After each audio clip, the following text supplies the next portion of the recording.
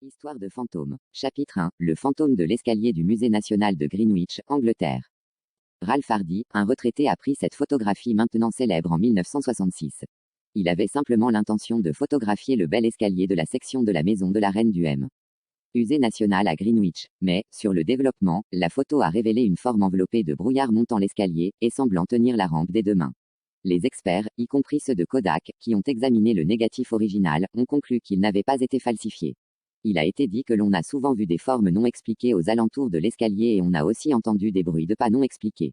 Chapitre 2. La passager fantôme du siège arrière, Ipswich, Angleterre. Ipswich, Angleterre. En 1959, Mabel Chinnery est allée au cimetière visiter la tombe de sa mère. Elle a pris quelques photos de la tombe de sa mère et a ensuite photographié son mari à l'intérieur de sa voiture. Le film développé, le couple fut estomaqué en voyant quelqu'un assis sur le siège arrière portant des lunettes. Madame Chinnery a juré que cette personne n'était autre que sa mère décédée. La photo du fantôme a été confiée à des experts pour l'examiner et l'ont révélée authentique. Sans aucun trucage. Pour le couple, cette photo est un véritable témoignage d'amour de la part de la mère de Madame Chinnery. D'ailleurs, le mari de Madame Chinnery, Jim, se souvient que sa belle-mère avait dit avant de mourir qu'elle serait toujours aux côtés de sa fille dans toutes les épreuves. Chapitre 3. Le fantôme de la Lady Brown à Rainham Hall, Angleterre.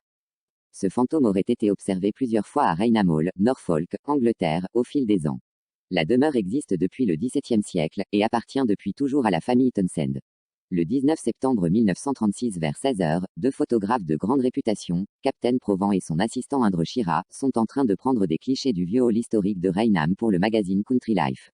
Ils viennent de prendre un cliché. Tout à coup Shira voit une forme brumeuse sur les escaliers. Il crie à Provence qu'il y a quelque chose sur l'escalier, et lui demande s'il est prêt à prendre une photo. Provence répond oui et enlève le cache de l'objectif, tandis que Shira presse le déclencheur pour le flash. La forme disparaît quelques secondes après. Provence ressort de dessous le tissu protecteur et demande la raison de tout ce bordel. Shira explique qu'il a vu une forme d'ombre transparente sur les escaliers. Avant de développer le négatif, Shira insiste pour qu'un observateur indépendant soit là pour vérifier l'événement. Il court chercher un chimiste nommé Benjamin Jones, qui gère les locaux situés au-dessus du studio de Dave. Lopement. 3 témoins assistent donc au développement, qui révèle la fameuse image. Si c'est bien d'un fantôme qu'il s'agit, son origine est assez difficile à trouver. La Brown Lady, en question pourrait être Lady Dorothy Walpole, qui vécut à Rainham Hall.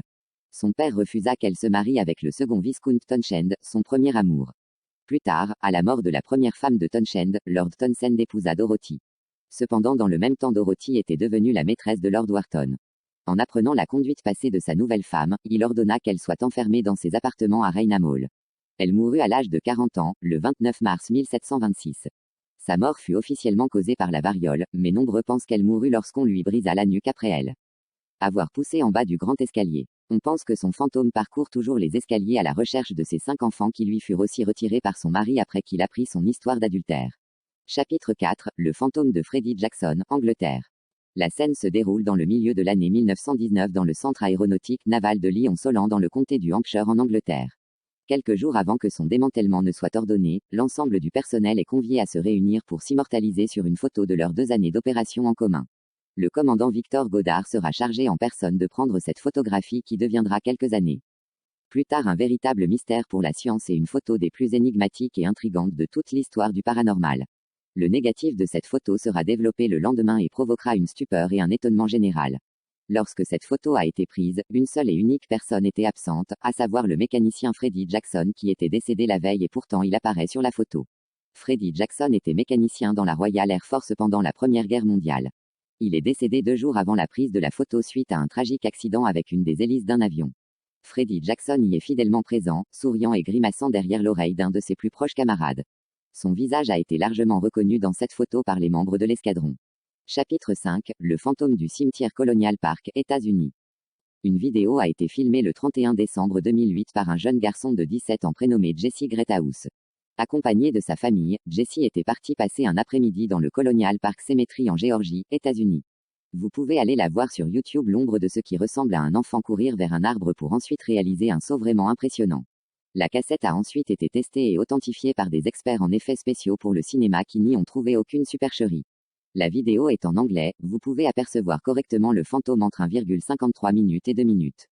Chapitre 6. L'apparition du fantôme au cimetière de Boussile. En 1996, Ike Clanton a pris cette photo d'un ami en habit de cow-boy, au milieu du cimetière Boussile. Tous les deux jurent que personne d'autre n'était présent quand ils ont fait cette photo. En outre, après quelque temps ils ont essayé de refaire cette photo avec quelqu'un se tenant debout à la place de Homme Mystère, de l'arrière-plan. Ike Clanton dit qu'il était impossible de prendre une telle photo et ne pas montrer les jambes de la personne en arrière-plan. Dans sa photo originale, on ne voit que le haut du corps de l'homme mystère. Clanton a dit qu'avant, il ne croyait pas aux revenants, mais cette photo a ébranlé ses convictions et a fait de lui un croyant. Chapitre 7, le fantôme du cimetière du Bosquet du Célibataire. Cette photo a été prise pendant une enquête au cimetière du Bosquet du Célibataire près de Chicago, par la Société de recherche de spectres, GRS. Le 10 août 1991, plusieurs membres du GRS étaient au cimetière.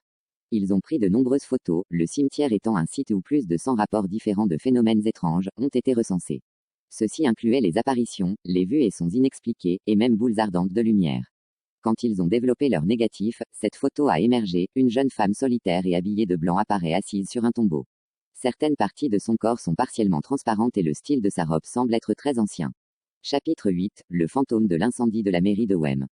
Un mystère vieux de 15 ans autour d'une photographie qui montrait le fantôme d'une petite fille dans un incendie. Un photographe amateur, Tony O'Reilly, photographiait l'incendie qui avait détruit, le 19 novembre 1995, le Wemto Hall dans le Shropshire en Angleterre. Après avoir développé son film, Monsieur O'Reilly a affirmé qu'il avait capturé l'image d'une jeune fille vêtue de vieux vêtements, sur la photo. Elle se tient debout au milieu des flammes, les yeux fixant l'objectif. Monsieur O'Reilly, décédé en 2005, a toujours nié avoir apporté une quelconque retouche à sa photographie et l'image du fantôme de Wem a fait les unes des journaux entiers. Lors de l'incendie, le bâtiment avait été désaffecté depuis quelques années et personne n'a vu de jeune fille sur les lieux. Beaucoup suggèrent encore qu'il s'agissait d'une apparition de Jane Shurm, décédée accidentellement à l'âge de 14 ans alors qu'elle avait mis le feu à la mairie en 1677. D'autres ont figuré qu'il ne s'agissait que d'un morceau de bois en feu. Le fantôme de Wem a attiré des milliers de touristes et Wem a même été brièvement rebaptisé Ghost Town. Chapitre 9, le fantôme d'Henri VIII. Le château de Hampton Court en Angleterre, qui fut jadis la résidence favorite du roi Henri VIII. Depuis de nombreuses années, les rumeurs les plus folles courent sur cette demeure historique, elle serait hantée. Le 21 décembre 2003, une vidéo de surveillance montre deux portes coupe-feu s'ouvrir et se refermer en laissant entrevoir une énigmatique silhouette en tenue d'époque. L'image fait le tour du monde et teinte les journaux télévisés de la planète de paranormal. Selon certains, il s'agirait du fantôme d'Henri VIII en personne. Les gardiens du château déclarent avoir plusieurs fois constaté que la porte surveillée par une caméra s'ouvrait par moments sans explication. Un des gardiens déclare que souvent ils entendent des rires alors qu'il n'y a personne, les portes et les fenêtres claquent toutes seules et des odeurs étranges se dégagent. Un des autres gardiens explique que pour lui le plus étrange est que sur la vidéo les portes s'ouvrent toutes seules et que le fantôme n'apparaît qu'après. Les guides de costumes d'époque du château n'ont aucun costume semblable à celui que porte le fantôme. Chapitre 10, le fantôme de l'hôtel Decebal. L'hôtel Decebal à Bel Herculane en Roumanie est devenu une attraction locale depuis que la télévision et les journaux ont publié la photo d'un spectre séjournant dans les lieux. Le cliché montre le fantôme d'une femme habillée d'une longue robe blanche, montant l'escalier de l'hôtel et se dirigeant dans le couloir. La légende voudrait qu'un trésor de la Rome antique soit caché sous les fondations de l'hôtel. Pour les habitants, le fantôme serait le gardien du trésor. Plusieurs personnes se sont aventurées dans l'hôtel lors de sa rénovation pour photographier le fantôme. Ce fut le cas de Victoria Jovan, une habitante de la ville de Bel Herculane. J'ai photographié mon petit ami dans l'hôtel. De retour à la maison, j'ai été choquée de voir une autre femme dans l'hôtel.